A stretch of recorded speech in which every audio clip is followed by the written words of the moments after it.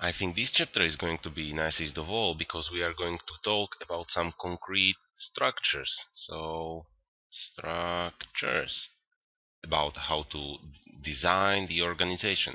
So let's start to make some company. You will be an entrepreneur. So here you are, and now there are going to be some 10 functions which are necessary to be done. 1, 2, 3, 4, and so forth. So what will you have to do? You will have to do all of them because what makes the company? Well, functions. Functions.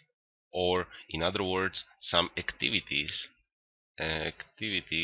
make the company. So that's why you will have to do all of them.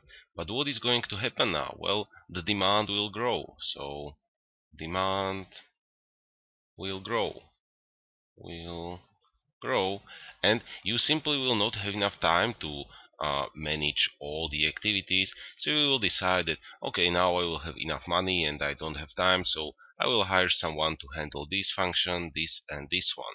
So what will be the actual structure? Well, I will have functional structure. So I'm going to have functional structure. And this is the bedrock for horizontal differentiation because I have already made some subgroups within or subunits within my company, and those were according to functions. And what is so important about functional structure that usually it is the first one, or it is naturally the first one within the company. First one, naturally. And what can happen next? Just imagine the demand will grow again. So demand demand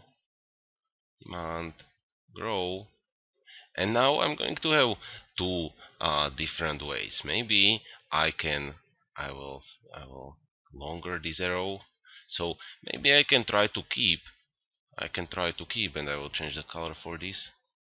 So I can try to keep my functional structure, or I can get to new ones. So I can get to some new ones. And what will be the new one? Just imagine this my company. I already have some functions, and maybe I'm going international. So I will decide that, okay, this will be company in one country and it will have its own structure, and in the other country it will have different structure. Or maybe even just within one company, well, maybe I should really split the company into some several parts. So we will divide the company. So we are going to divide, and you can see the word. So what will be our next structure? Divisional. So divisional structure. And what happens if we decide to keep functional?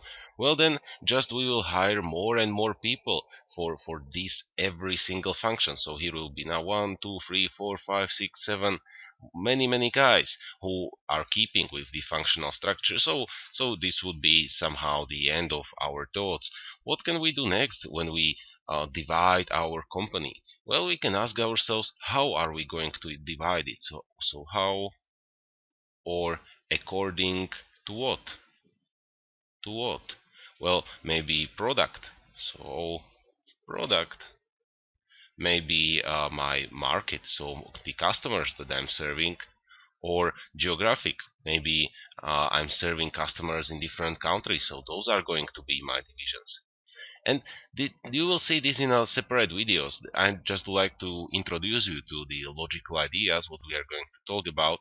And what can you do next? Well, now you are getting a lot of companies. So, a lot of companies. So you can make some network, and you will have some network structure. And also, and that will be very interesting from my point of view, is that you will have a metrics. You will have a metrics, which is a very new one. When and you will see that when I create some sense of a frame, and you are controlled, or you are accountable for authority above you and also next to you. So this may be your project manager, and this is your direct manager.